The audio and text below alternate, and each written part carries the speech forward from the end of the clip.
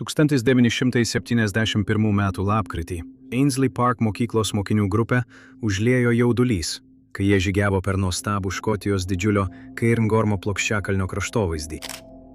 Tačiau šie 17 mokinių nė nenumanė, kad tai, kas prasidėjo kaip jaudinanti kasmetinė išvyka, greitai virs vis blogėjančių įvykių virtinę, pasibaigsiančią širdį draskančią tragediją, kuri sukrės jų pasaulį iš pagrindų. Šis plokščiakalnis, garsėjantis kvapą gniaužiančių grožių, atšiaurių orų ir unikalių biologinių įvairovę, žadėjo nepamirštamą patirtį. Tačiau ši kelionė išbandys jų ištvermę, pareikalaus išgyvenimo įgūdžių ir galiausiai privers juos kovoti dėl gyvybės per didžiausią Didžiosios Britanijos alpinizmo nelaimę. Prieš pradedant, trumpas perspėjimas. Tai, ką išgirsite, yra gana intensyvu, todėl žiūrovams patariama žiūrėti savo nuožiūrą.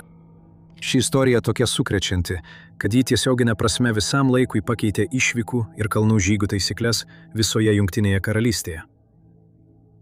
Numatę, kas nutiko, manau suprasite, kodėl tai buvo būtina padaryti. Jungtinė karalystė yra viena labiausiai industrializuotų vietų pasaulyje, o to pasekmė – mažiau laukinės, nepaliestos gamtos. Didžioji dalis žemės Jungtinėje karalystėje yra dirbama arba privačiai valdoma, o esantys miškai dažniausiai yra prižiūrimi ir tvarkomi. Nerasite didelių smėlio dykumų ar didelių vidaus ežerų, o net ir laukiniausios vietos, jau nebėra tikrai laukinės.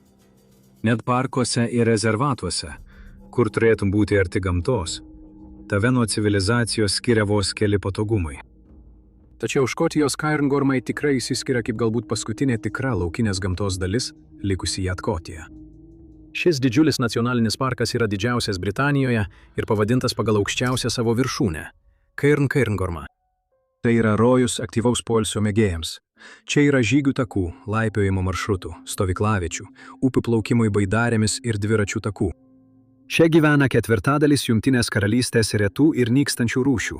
Taip pat tai vienintelė vieta, kurioje galite pamatyti paskutinę laisvai klajojančią šiaurinių elnių bandą saloje. Šiauriniai elniai priklauso elnių šeimai, o ne tiems, kurie skraido su kalėdų seneliu ir rogėmis, jei jums kilo klausimų. Metų metus tėvai siuntė savo vaikus į kasmetinę nuotykių kelionę po paskutinės Britanijos laukinės žemes, pasitikėdami patyrusiais vadovais, kad šie pasirūpins visų saugumu. Dėža. 1971 m. lapkritį. Tai, kas prasidėjo kaip pažintinė išvyka, virto kiekvieno tėvo ir motinos didžiausių košmarų. Viskas prasidėjo pakankamai gerai tą šaltą lapkričio rytą, kai 14 nekantraujančių Ainslie Park mokyklos mokinių ir 3 jų mokytojai susirinko pasiruošę leistis į 2 dienų orientacinį žygį per plynaukštę. Didingi ir sudėtingi. Cairngormo kalnai buvo fone, o šis žygis turėjo patikrinti jų alpinizmo žinias ir lauko treniruočių įgūdžius. Mokiniams ši nedidelė išvyka buvo tik smulkus nuotykis tikroje laukinėje gamtoje. Ir visa grupė nekantrai laukė galimybės tyrinėti šią didžiulę laukinę teritoriją, garsėjančią nuostabiais kraštovaizdžiais, bet taip pat ir nenuspėjamų orų. Savaitėmis prieš jų kalnų nuotykį buvo planuojama kruopščiai apmokyti mokinius svarbiausių alpinizmo technikų. Idealiu atveju jie būtų įvaldę tokius dalykus kaip laiptelių išspyrimas, lipant stačiais šlaitais, kaip atsargiai leistis žemyn stačiais nusileidimais ir kaip saugiai nusileisti šlaitų sėdint. Jie taip pat turėjo būti išmokę sustabdyti savo slydimą, jei netikėtai pradėtų slysti žemyn kalno.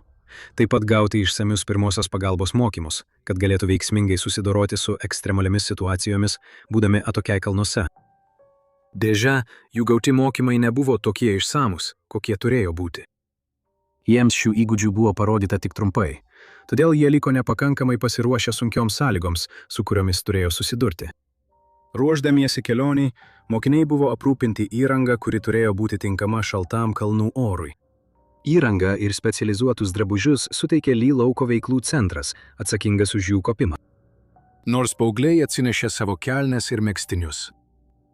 Jie nešėsi tokius daiktus kaip karabinai, kurie padeda pritvirtinti virves, saugos apraiščius ir viryklę maistui gaminti.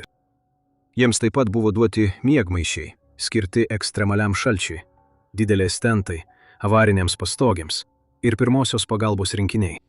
Tačiau pažangios saugos įrangos trūko, arba ji buvo nepakankama. Vadovai manė, kad tai bus trumpa kelionė į kalnus. GM mirtinai klydo. Idealiu atveju, jie taip pat turėjo būti aprūpinti šalmais ir signaliniais vietos nustatymo įrenginiais nuo pat pradžių, kurie yra labai svarbus saugumui stačiuose šlaituose. Bet kas gi duotų keliems paaugliams tokią brangią įrangą trumpai mokyklos išvykai? Bet kokiu atveju, ko jiems iš tikrųjų trūko, tai patirties būti tokiose sąlygose, su kuriomis jie netrukus susidurs. Taigi, kai jie išvyko, grupė to nežinodama buvo nepakankamai aprūpinta ir neturėjo išsamių mokymų, kurie galėjo labai pakeisti jų galimybes saugiai įveikti ir išgyventi žiauriuose Cairngormo kalnuose. Šis pasiruošimo trūkumas netrukus taps siaubingai akivaizdus. Kelionė į kalnus prasidėjo vadovaujant Benui Bičiui, 23 metų pagrindiniam lauko ugdymo instruktoriui Ainsley Park mokykloje ir patyrusiam alpinistui.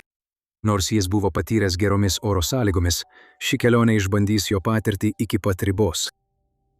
Kartu su Bičiu keliavo jo 20-metė draugė Katerina Davidson, taip pat entuziastė ir kūno kultūros studentė. Nors ji turėjo mažiau bendros alpinizmo patirties, žiemą buvo 2 kartus lankiusis Cairngormuose, todėl ji buvo vienintelė suaugusiojų grupėje, turinti tikros žiemos Cairngormo alpinizmo patirties.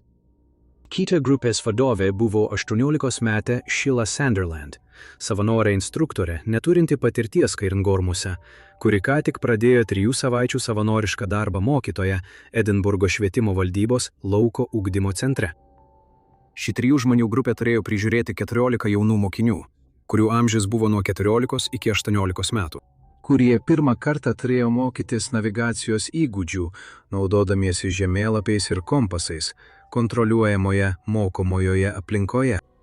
Praėjus keliems mėnesiams po incidento, kilo klausimų, kodėl mokykla leido tokiai rizikingai ekspedicijai vykti, neužtikrinusi tinkamos patyrusių žmonių priežiūros ir neatsižvelgusi į ekstremales galimas Cairngormso oro sąlygas žiemą. Tačiau tą lapkričio rytą niekam nekilo abejonių dėl galimo kelionės saugumo ir grupė išvyko. Šio kraštovaizdžio didybė čia tiesiog atima žadą. Šis kalnų masyvas, didžiausias Britų salose, yra aukštumų stebuklų šalis, kurios aukščiausios viršūnės, tokios kaip Benas Magdujus, pakyla daugiau nei 4000 pėdų. Viena iš išskirtinių šio kalnų masyvo savybių yra plokščios, plynaukštę primenančios viršūnės, kurios labai skiriasi nuo aštrių ir dantytų kalnų viršūnių, dažniausiai sutinkamų kitur pasaulyje. Nors Cairngormo kalnus palyginti lengva įkopti, jų ilgis, atstumas ir staigus oro pokyčiai ant plynaukštės viršūnių daro šį masyvą vienu iš sudėtingiausių alpinistams Jungtinėje karalystėje. Sniegas gali iškristi bet kuriuo metų laiku, o sniego lopai išsilaiko visą vasarą.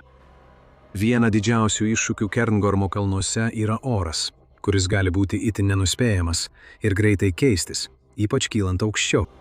Plynaukštės rajone dažnai siaučia stiprios pūgos, stiprus vėjai ir staigus temperatūros kritimai, kurie gali būti pavojingi net ir labiausiai patyrusiems alpinistams.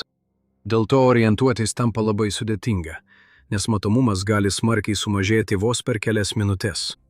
Tokiuose dideliuose kalnų masyvuose pasiklysti yra lengva, o kai kuriems beveik neišvengiama. Dėl to kalnuose įrengtos laikinos priedangos, kurios saugo keliautojus ir žygeivius, atsidūrusius toli nuo savo grupės arba įstrigusius audroje. Šie maži, primityvūs nameliai vadinami bothias ir yra išsidėstę po visus kalnų masyvo šlaitus. Bothias taip pat galima naudotis kaip susitikimo vietomis arba sustojimo taškais kelių dienų žygiuose. Ir kuo aukščiau kylate, tuo svarbesni jie tampa. Kaip laikinos konstrukcijos, jos nėra nieko ypatingos. Tai tik keli labai paprasti prieglobsčiai, pagaminti iš metalo lakštų, molio ir akmenų. Vienas iš šių prieglobsčių, ypač Karano trobelė, taps labai svarbia šios ekspedicijos istorijos dalimi. Lapkričio 19 dieną 14 mokinių ir jų mokytojai atvyko į Lalaganlios lauko veiklų centrą Cairngormuose. Lauko centras dažnai priimdavo mokinių grupes, siekiančias kopti į kalnus. Ir būtent čia prie grupės prisijungė 3 vadovė, 18-metė Sheila Sunderland. Kad būtų lengviau kontroliuoti žygį, paaugliai iš anksto buvo suskirstyti į 2 grupes. Pažengusieji buvo priskirti Bičiui, o Katerina ir Sheila rūpinosi likusiais. Planas buvo paprastas. Abi grupės turėjo kirsti plokščiakalnį nuo Cairngorm pietų iki Ben Magdui, Cairngormo kalnų viršūnės, o visa kelionė turėjo būti baigta per 48 valandas. Idealiu atveju tai turėjo būti 10,5 mylios žygis, kuris būtų buvęs rimtas iššūkis grupiai, iš kurių daugumai buvo tik 15 metų.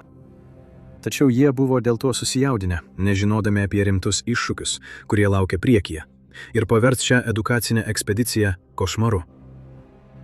Ta šeštadienio rytą grupės vadovai pateikė savo suplanuotą maršrutą Laganlios direktoriui ir netgi įtraukė sprendimą, kad blogų oro sąlygų atveju abi grupės turėtų sutrumpinti ekspediciją ir ieškoti prieglobsčio Karano trobelėje. Jų planas buvo patvirtintas. Grupė toliau planavo pasiekti viršūnę. Temperatūra galėjo kristi, tačiau iki šiol oras buvo stabilus ir ramus.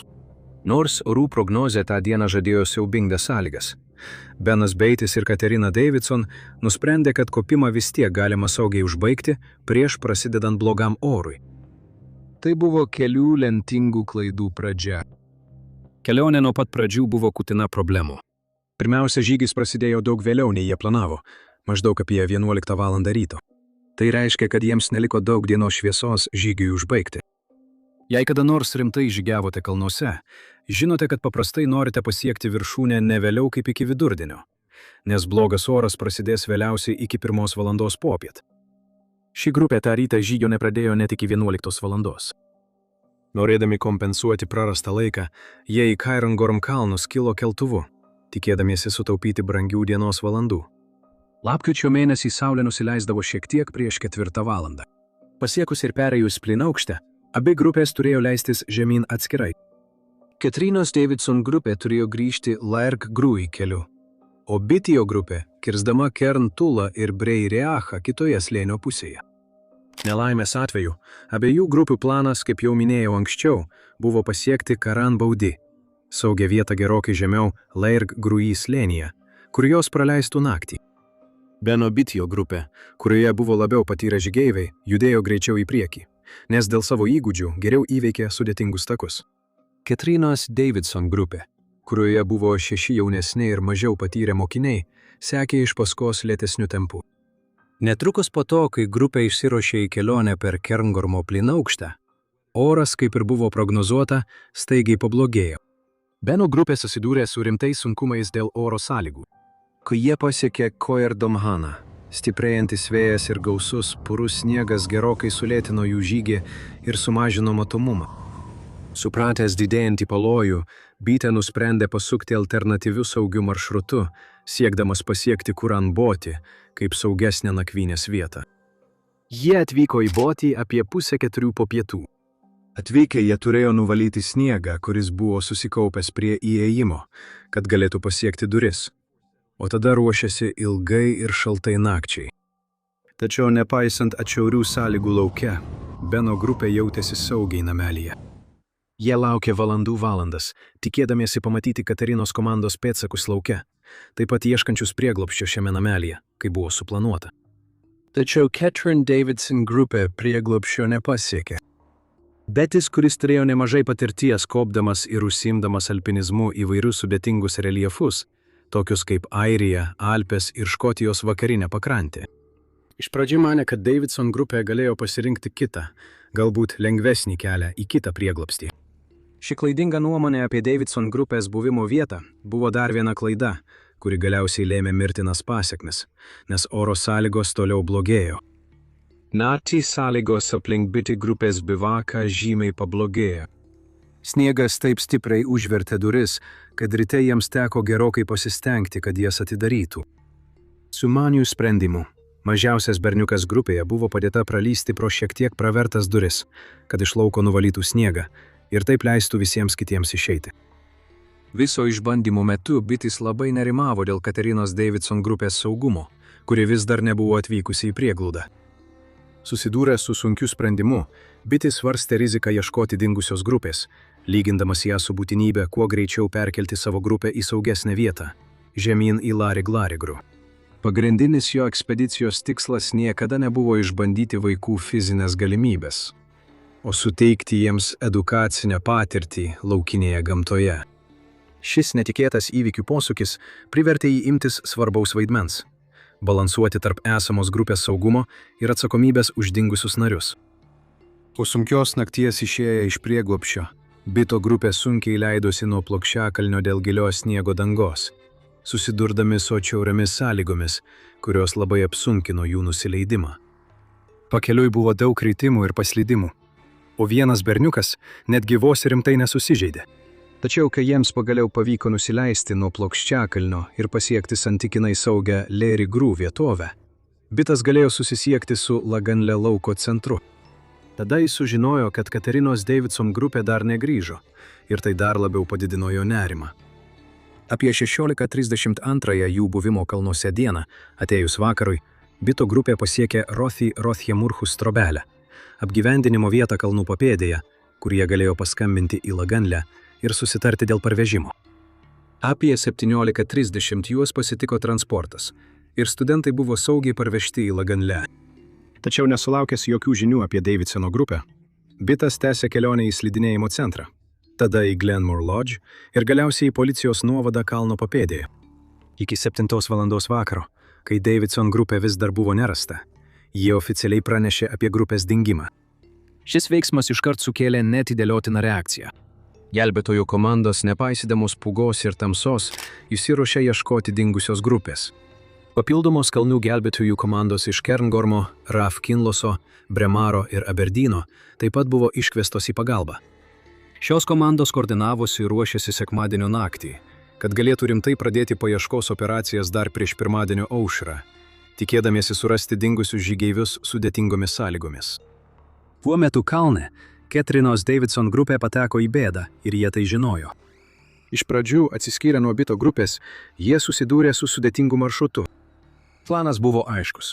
Jie turėjo išvykti iš automobilių stovėjimo aikštelės 11 val. Ryto. Per 1,5 valandos pakilti į 4000 pėdų aukščio Cairngorm viršūnę. Per 2 valandas pasiekti Lachan Buide. Per maždaug 1,25 valandą įkopti dar 500 pėdų į Ben Magdui. Per valandą nusileisti iki Tayloro upelio. Tada per Lerig GRU pasiekti Kuran Boti per dar pusvalandį. Visa žygio trukmė buvo suplanuota maždaug 6,5 valandos, idealiu atveju baigiantis Kuran Botyje iki 17:15 valandą. Tačiau jiems žygiuojant vis toliau maršrutų sąlygos blogėjo. Orui greitai blogėjant ir virtus tikra pūga, žygis tapo vis sudėtingesnis. Numatytas laiko planas ėmė griūti, kai jie susidūrė su netikėtais vėlavimais, apsunkinusiais jų navigaciją ir judėjimą.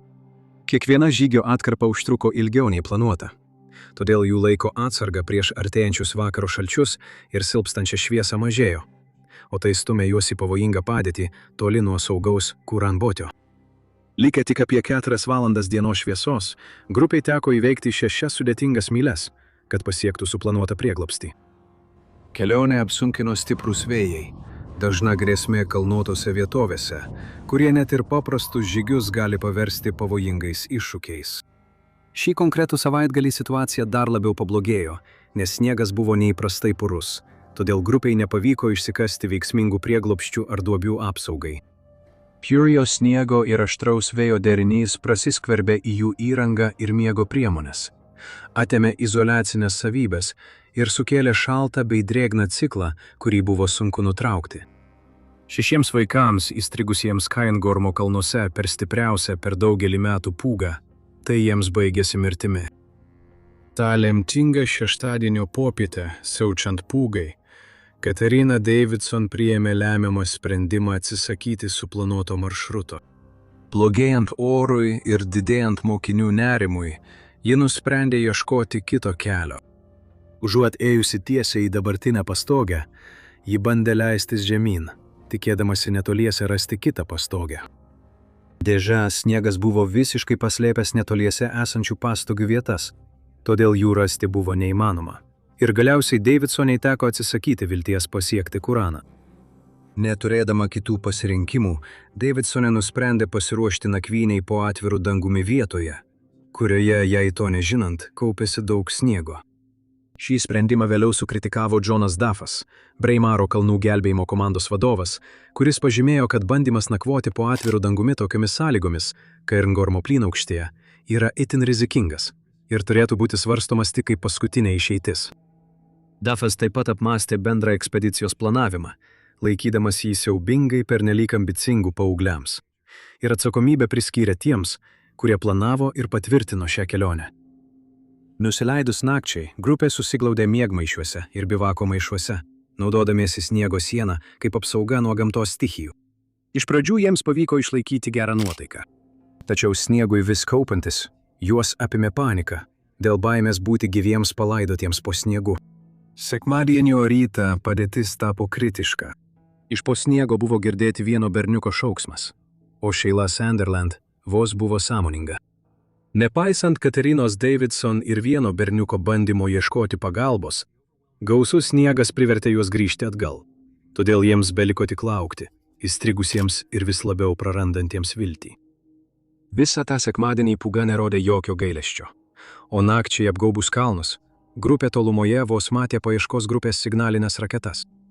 Nepaisant jų pastangų šauktis pagalbos, jų balsus užgožė stūgaujantis vėjas, o jų pačių signalinės raketos buvo prarastos sniege.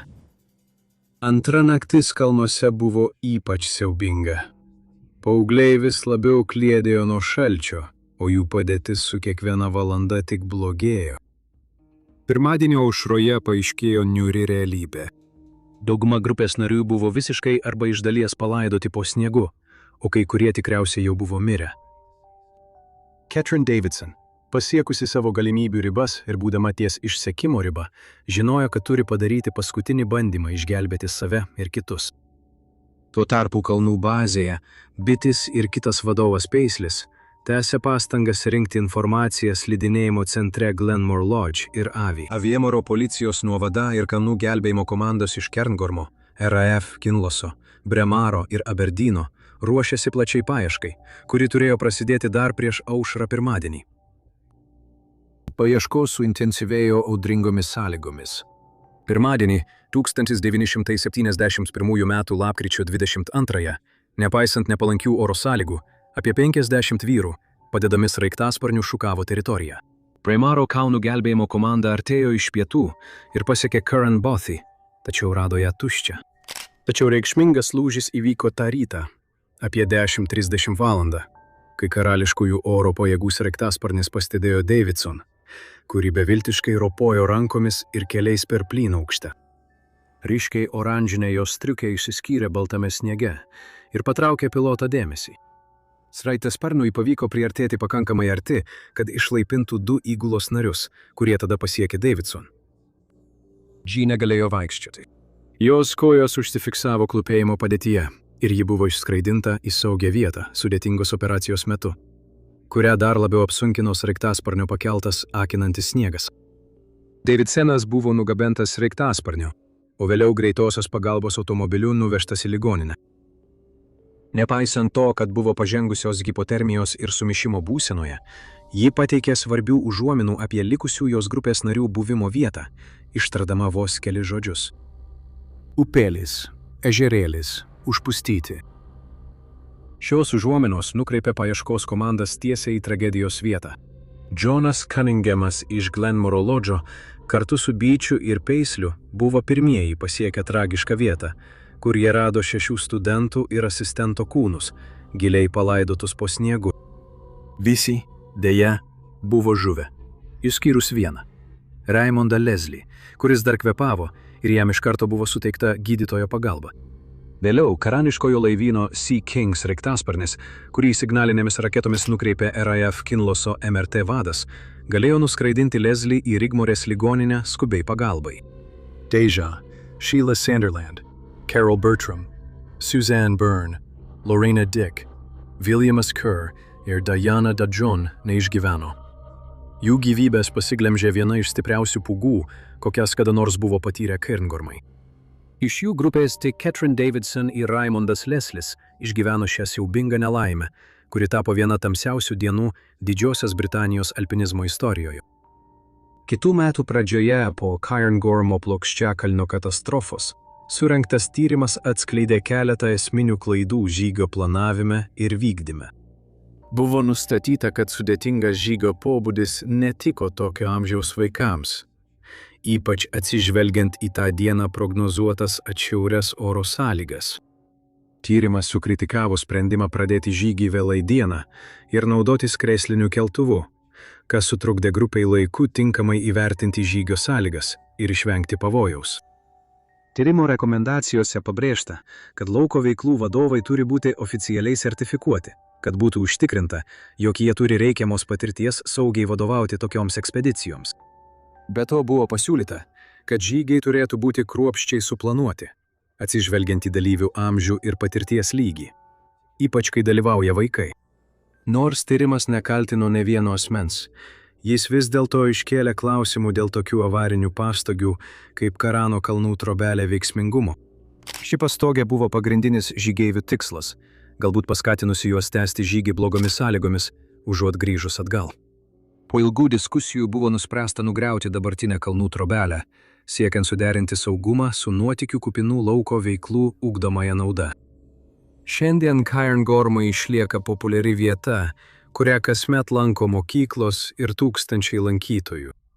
Laganlijos centras vis dar priima mokyklų ekskursijas, tačiau dabar taikomos griežtesnės saugumo priemonės. Visi vadovai yra sertifikuoti ir apmokyti pagal aukštus standartus. Nors smulkių incidentų vis dar pasitaiko, priimtos priemonės sėkmingai užkirto kelią dar vienai tokio masto tragedijai, kaip Cairngormų plynaukštės nelaimė. Taigi, tam tikrą prasme manau, kad iš šios tragedijos visgi kilo ir kažkas gero.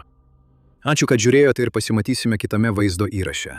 Būkite drąsūs ir gyvenkite drąsiai.